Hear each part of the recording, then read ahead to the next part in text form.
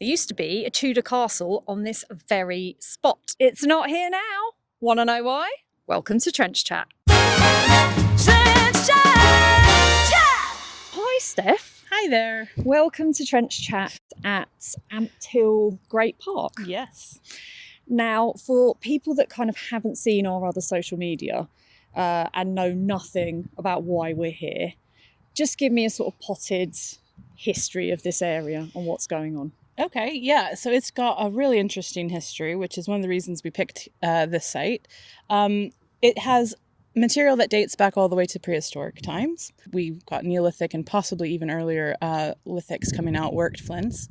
It also has quite a fascinating Saxon settlement that is on top of the hillside. We're currently sat at the bottom of a little gully at the bottom of a little valley here, just off the top of a plateau, which is overlooking the lovely landscape. And on the top of that plateau is where that Saxon village was, but unfortunately we don't have any evidence of it left because it was also that's the site of a very large palace in the Tudor time, which was one of the royal palaces of Henry VIII. His father as well, but most famously Henry VIII and Katherine of Aragon. And that's the sort of history that probably looms largest here, I think it's fair to say. And so just tell me, because part of this hill behind us is a scheduled monument, right? So That's just right. talk me through why that's happened and kind of a little bit about the history of that castle and why it's so important. Sure. So the hill itself is a scheduled monument. The whole of the top flat surface of it is a scheduled monument because of the palace, the location of the palace of Ampthill Palace, or Ampthill Castle as it's listed. Castle, palace, a lot of people ask what's the difference. Basically, you had a license to crenellate, which means to decorate it and to make it look the piece. It doesn't mean that it necessarily saw warfare. So that's first thing. We get a lot of that question asked. Because Henry didn't build it, did he? No, he just sort of he acquired it. Henry did not build it. It was a castle that was already existing structure there, built in the late 15th century. It was acquired by his father, Henry VII, and it was one of Henry VIII's preferred locations to come. We know this because he came here on multiple progresses across his reign, and is one of the few places that he appears to have brought all 6 of his wives, which is also quite special. He didn't do that very many places. Not at once. Not all at once, no. But it is obviously a place that he returns to time and time again. So it was a favoured location of his. You sort of mentioned the idea of the Tudor progress. Can you dive into that a little bit more deeply? So the progress was something that was of particular favour to Henry and his daughter Elizabeth. They both enjoyed a good progress, and what that was essentially they went on a big tour around the country, their kingdom, and it was an opportunity for them to be seen, to find favour with their people, to give alms. So the Queen in particular would give out favours, often money to the poor. Katherine of Aragon was in particular favourite for this. She was very generous and she loved giving alms to the poor. It was also an opportunity for him to kind of keep people in check up on people who were possibly erring away from him or he was suspicious of. And for his daughter, it was also an opportunity for her to get maybe to flex a little bit of political power, because whoever they visited, whoever they graced with their visit, it was kind of like the World Cup. It could completely make or break an economy of a place that they visited, because they would bring so many of their people, but they also expected the best. So they wanted the people who were hosting them to redo oftentimes thousands and thousands of pounds by their day's money of renovations to their properties. And if they were not invited back to court, it could be bankruptcy for them. So it was an interesting political tactic as well. Yeah, and this is part of the reason why he had so many palaces, right? Because then he just had somewhere to go wherever he happened to be. But do we know why he was a particular fan of this one? So it's right on, it's a good distance from London in terms of travel, that you could normally get 16 to 20 miles of travel a day with your big entourages, depending on the roads. So it was only a couple days ride outside of London. It was also on the way to his grandmother's. He had a lot of connections, family connections. His grandmother lived in Collie Weston, which is not very far away. And it was right on the main line up to the north, so he would have to have some place to stop as he went on his journeys up to the north. So for a lot of reasons it's good. It also has very good hunting grounds, and he was very keen hunter, so this was a really all-round really good spot for him. The Katherine of Aragon connection here is quite strong. They have the Aragon festival still to this day in this town. Why is she so strongly, out of all the wives, connected to this castle? So it's only very recently that we realized through the research done by Historic Royal Palaces and University of York through the Henry on Tour project, which DigVentures was a partner with, that we have understood that all 6 of the wives came here. Before this project, really, Katherine of Aragon was the queen of Henry VIII that was most strongly associated with Ampthill because she was sent here.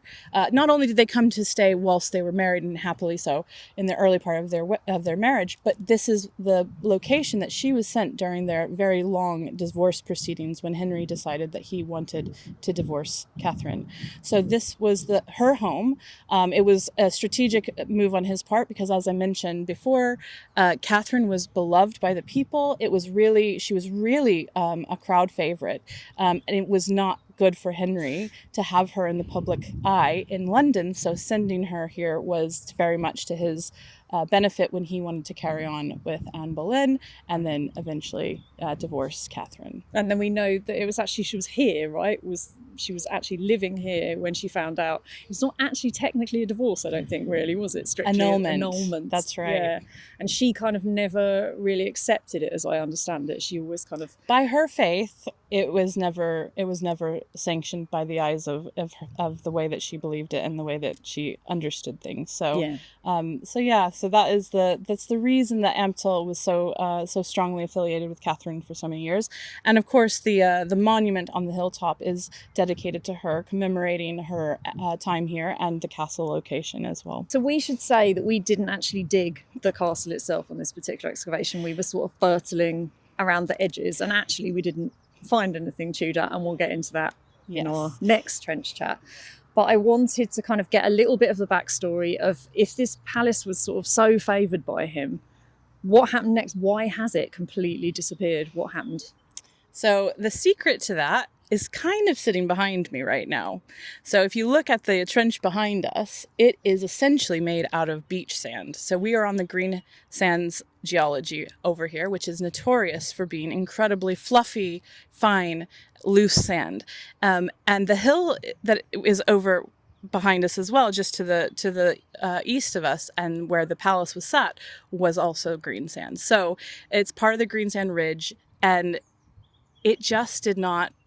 I think you learn as a child you can't build your house on a sandy outcrop. They did attempt to shore it up with chalk foundations, but it just wasn't up to the task for the size of the walls from the 16th century, late 15th and early 16th century, of the architectural materials that they were trying to support and the size of the structure. So I don't necessarily know that they understood subsidence the same way that we do today, but they certainly have records of all the repair work in the archives, all of the very heavy, expensive repair work that were needed yearly pretty much, or every time Henry came. So you see evidence in the archives of them needing cracks to the mortar to be repaired, roof line cracks, all of these things that today sound exactly like what you would be describing with heavy subsidence. And it's no surprise because they were essentially built their castle on a sandy outcrop. We have, these lists of renovations. We sort of know some of the things that Henry did to the castle. Mm-hmm. We have a floor plan. That's right. But the exact location of the castle has got a little bit lost to the mist of time, right? And that's why we're doing a bit of geophys up there. That's right. So there are a couple of competing theories, lots of academic debate over where the actual orientation of the castle is. As you mentioned, Elizabeth I commissioned very extensive floor plans and drawings to be done of the castle because she intended to renovate it. She wanted to come and make her own changes, put her own stamp stamp on it, so to speak.